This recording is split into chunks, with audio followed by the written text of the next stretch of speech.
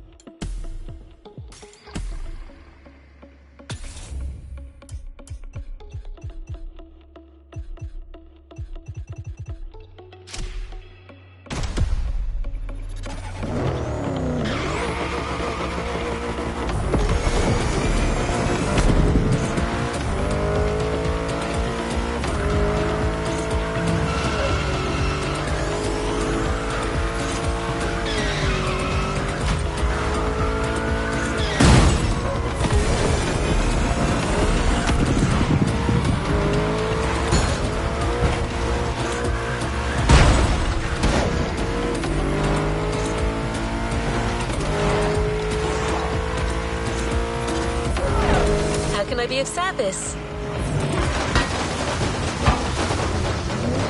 All right, let's move to the next objective.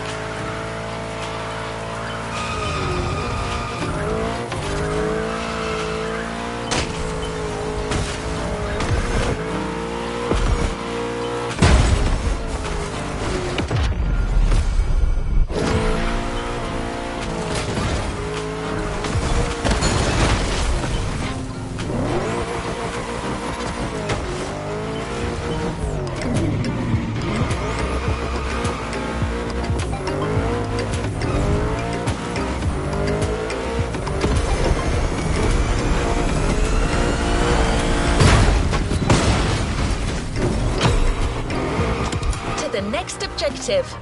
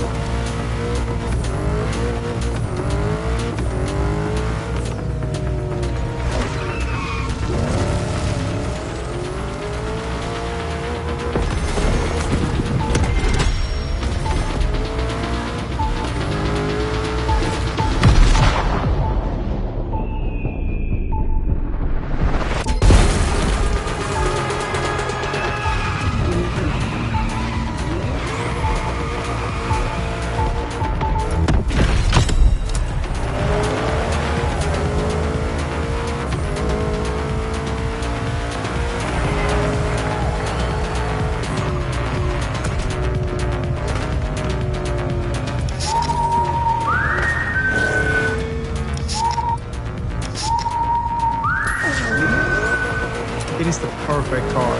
Like we've studied it, people have studied it. It's the perfect length, the wheelbase, the width is great, and the height of it in general is quite low. I think it looks super sporty and cool.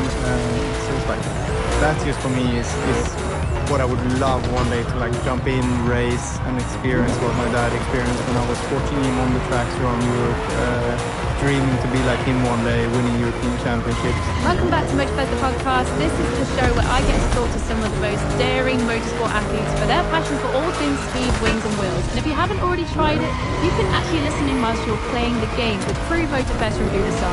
My name is Becky Evans, and in this episode I'm going to be chatting with an incredible pair of Swedish rallycross drivers, Timmy and Kevin Hansen. They're brothers, they're best friends, and in their cars it's not hard to see their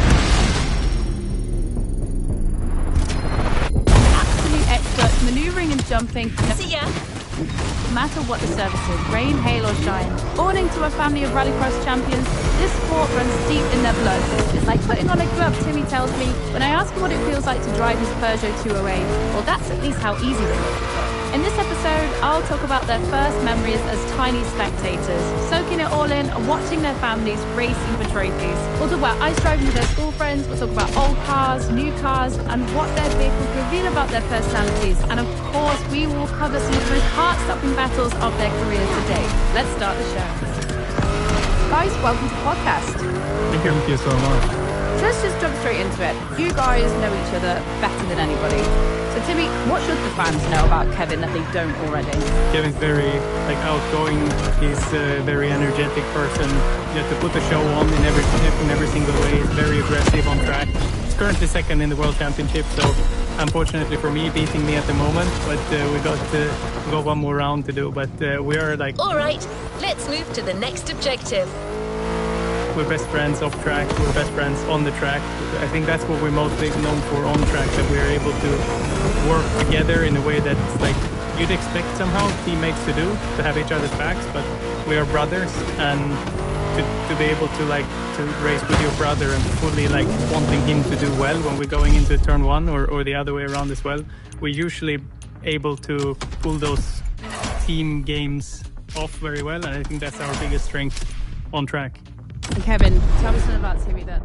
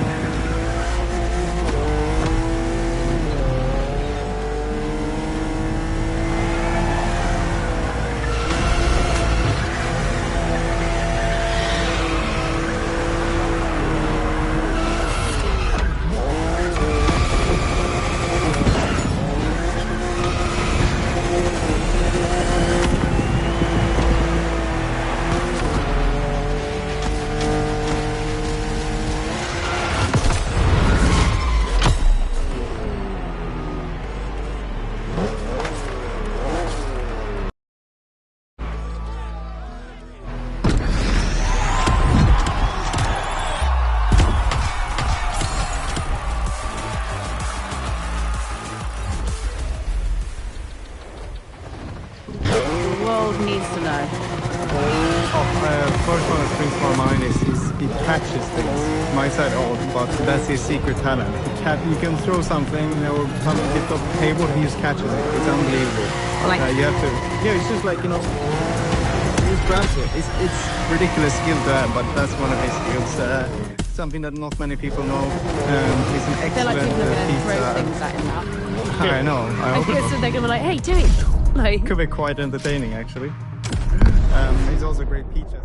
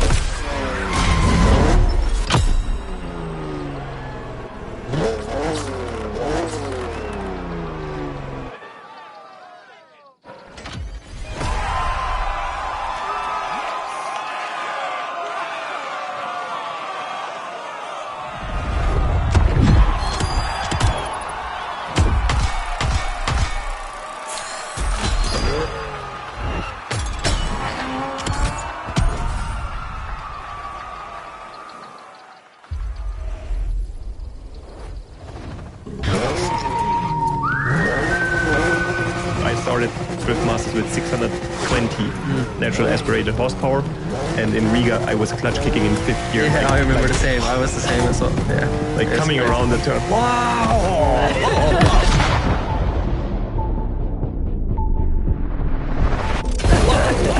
What's happening, guys? I'm Becky Evans, and welcome to Motorfest, the podcast, brought to you by Red Bull and the iconic Ubisoft game, The Crew Motorfest. This is a podcast where I get to talk to the top motorsport athletes in the world about their passions of all things speed, wings, and wheels.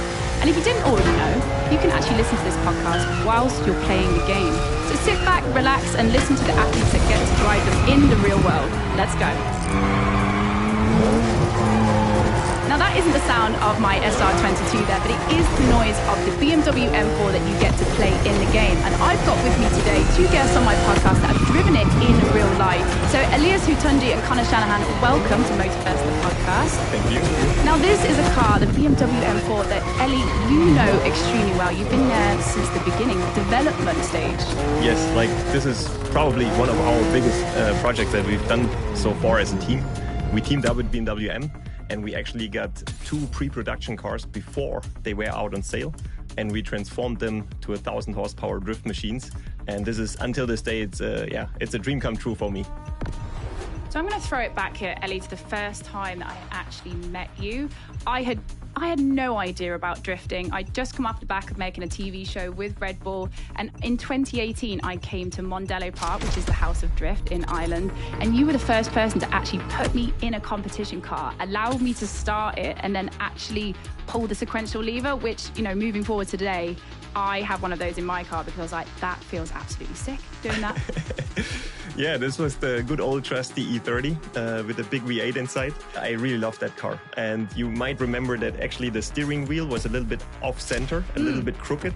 And when I was sitting inside, I actually had to sit like this because the roll cage was a little bit too close to my helmet. But the thing is, like, when we built the car, I felt it like, and I was like, oh, that doesn't feel right. 3 minutes in the car, gone. Next time in the car, I couldn't even realize that it was crooked, but the car is so much fun. And as you said, like, just feeling like when you press the clutch and put the first gear and you hear this clonk, you can already feel like, okay, this is business. This is serious business now. I'm telling you guys, no feeling will ever be like when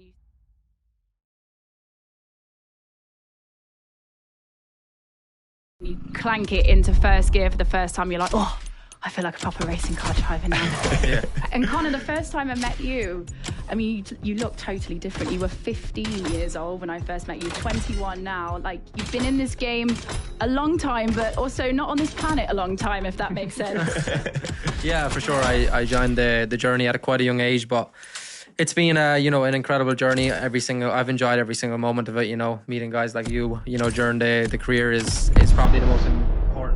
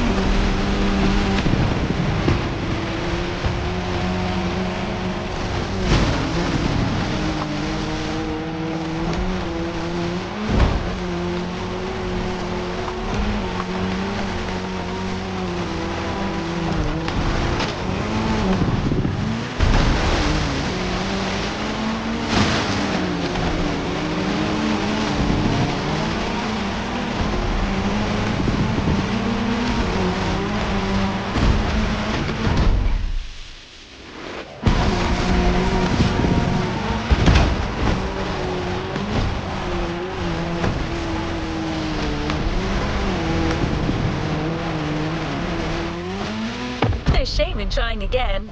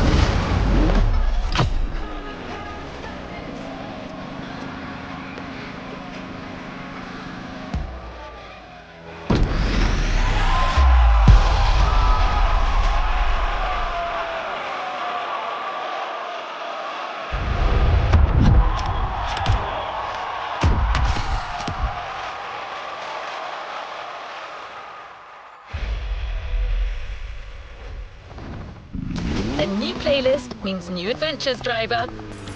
The podcast continues. It's been an incredible journey. I've enjoyed every single moment of it. Meeting guys like you, during the career is probably the most important part of drifting. Is creating memories, doing cool things with everybody. And I think you can agree. You came in 2018 for your first drift event, but now the presenter of Drift Masters. It's quite crazy how fast stuff can change in this sport. But I think the connection what you build with everybody is quite insane. And same with Ellie. I looked up to this guy when I first came to our racetrack because I was a kid who raced karts, and you go to an event and you see a guy with a Red Bull helmet and you're like, oh, that guy must be doing something good. So for me, that was kind of the first moment in drifting when I seen Ellie and Joe. I was kind of had to step back and being like, damn, I wouldn't mind being a Red Bull athlete one day in this sport, and it's cool how far it progresses. So yeah, it's a great moment for sure. Ellie, do you remember the first time you met Connor?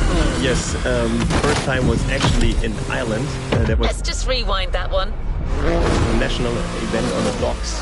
Oh yeah, I didn't even know that. Yes, I was there. You and your brother were driving, Jack as well. Yeah. And I saw those guys going towards walls like with no hesitation, no nothing. Like they were no fear, nothing.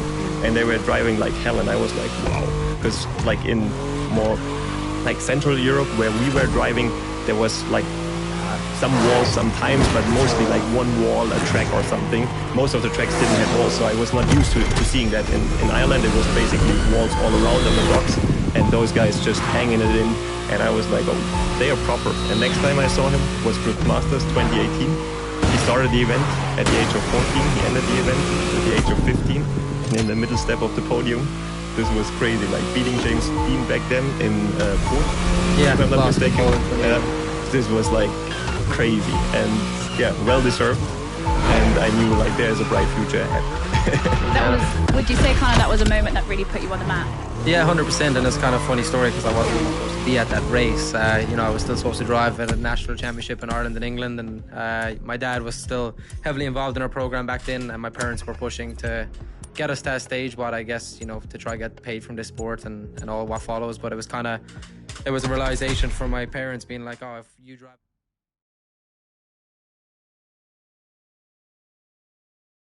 championship, it's actually going to cost more money than just putting you on the back of the truck, where my brother was going to be driving in Europe. So I went there, and Thursday practice, I kind of just, honestly, I felt like I just became a different driver that weekend. It was kind of crazy, and it was nuts. It was the most insane, I think, night, bar, probably winning a championship. It was definitely the night what kind of was like, wow, I don't even know how to explain this in words. And obviously looked up to James my whole life, and never at 14, 15 would I even thought that I would have got the chance to battle him, never mind, battle it out in one of the biggest competitions in Europe. So it was definitely the start of, I guess, putting my professional career on a platform.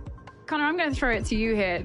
I know from being young, like, you have that lack of fear when you're younger. Like, do you think it gave you that push to be able to, like, do you know what, that wall, I'm having it, I'm going in 60, no stress? Yeah, for sure. And I think, I kind of noticed that as I'm getting older. I'm trying not to. I'm not that old, but welcome. Yeah, I'm like kind of asking myself those questions. But I think getting back to the point of like the future of the sport is like, it also comes back to you have more time. When you're a 13, 14-year-old kid, you go to school, and for me, my life was literally, I guess at the turning point of my career actually was probably COVID, which was like actually a crazy time because I had nothing else to do. I wasn't, working from home. I wasn't doing anything, so I literally sat on my simulator, played until 4 a.m. every night, and woke up at 12 o'clock and got back on the simulator. So I guess, it comes back to the generation now. And even for me, I think, winning biggest championship in Europe last year, and probably the biggest tool, what I would say, of being able to do that is still the simulator. It's laps and laps, and I see the guys coming up now, and it reminds me so much of myself when I was that age, because it also comes back to what you asked about having no fear,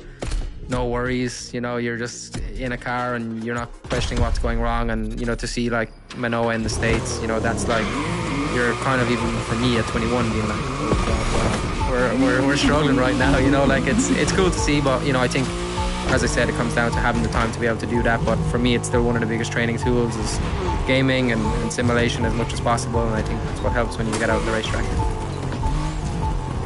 So we're going to jump into the fundamentals of drifting right now. So this is the most succinct explanation of this sport, which sometimes can be quite difficult to explain, but when you see it, it will all make total sense. So there's 4 main criteria. It's your speed, some say faster is better. Your style, this is your wow factor, how much angle you throw in, how aggressive your initiations are. Your line, this is absolutely imperative. When you're on a drift track, your line is the thing that is going to have you sitting on that top spot or not. And then it is your angle. Like obviously when you're driving a car at home, you've got somewhere around 35 degrees of angle. We're talking full lock here, guys, almost 90 degrees whilst you're out there on a track.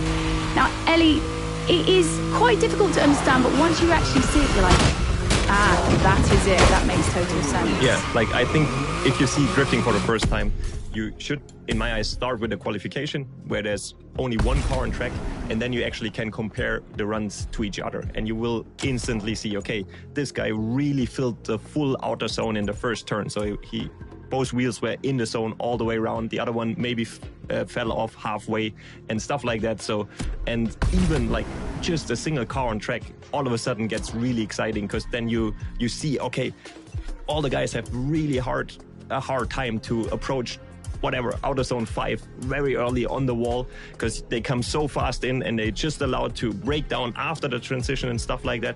And those little things, they make drifting so special. And like, as I said, like if you watch like 4 or 5 runs, you already will pick up where are the important points and pieces. And then obviously the fun starts when the battles go on. So yeah, this is even more spectacular. Connor, don't you just love being asked that question? Yeah, and you get asked that question, and everyone's like, what is drifting? And then everybody has their very own explanation. So I want to hear yours real quick. Elevator pitch. What is drifting, Connor? I think to explain it, it's like you're in a battle, what you're trying to be the wildest driver ever, but to win you need to be the most calculated driver. So it's like you're fighting against each other the whole time. So, you know, I think if you have been interested in drifting and you fully don't understand it, I think it's for sure worth taking the time to like fully look into it, because as a person who watches drifting, if you understand that, it's way more enjoyable and it gives you a way better understanding of like, okay, that guy is doing something pretty impressive, or that guy's just sliding a car, you know. And I think the golden question, what for me, when my friends are always making jokes, being like, it's 3 pedals and a steering wheel and a handbrake, and it can't be that hard, you know. And it's like, I laugh because, you know, it's actually a good point, because it's a good conversation. You know, in my opinion, sliding a car isn't the hardest thing to do in the world, but sliding a car at 100 mile an hour with, you know, millimeters between a door, of trusting him and when he's going to brake, being able to read him, you know, you're doing stuff what reaction times needs to be absolutely insanely good. You're doing stuff you need to understand where grip is. You're feeling all different things, but you're going sideways. So, you know, a racing car driver will look and be like, oh, you've never felt what grip is in your life, and you're kind of like, okay, read 3 mile an hour at 100 mile an hour when you're a millimeter away from a door and see if you can not hit him. So let's sort of talk about how your choice of vehicle reflects your personality. I mean, I've got a quote here from you, Ellie, actually. Ooh. From brand new Lamborghini to old 190 Benz with Toyota Supra engines and Mazda MX-5 convertibles, if you can build it and it performs, make it yours and go. Can you tell us more about what it means to make it yours? Yeah, like in drifting, I think this is one of the beauties, I would say, of the sport. There's not like a place where you go and just buy a drift car and it's finished and you just jump in and drive. Like it's very rare. Like I would say 95% of the teams here developed and built their car themselves. And so you can, while doing so, you can bring your personality into the build. Like some